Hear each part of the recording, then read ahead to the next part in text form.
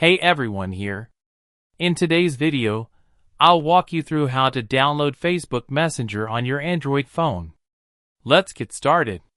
First, open your phone settings and make sure you're connected to the internet, either through Wi-Fi or mobile data. Once you're online, go to the Google Play Store. At the top, check that you're signed into your Google account. If not, sign in or create a new account, since it's required to download apps. Next, tap on the search bar and type Facebook Messenger. The official app should appear as the first result. Tap on it to confirm it's the correct one. It will have billions of downloads and is developed by Meta Platforms. Now, tap the Install button to begin downloading.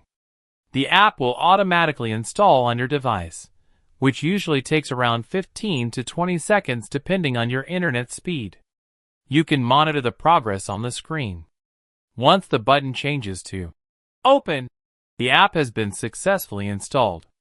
You can either open it directly from the Play Store or go back to your home screen and find it in your app drawer. After opening the app, sign in using your Facebook account details. Once logged in, you're ready to start chatting. That's it. That's how you download Facebook Messenger on an Android phone. If you found this helpful, don't forget to like and subscribe for more tips and tutorials. Thanks for watching.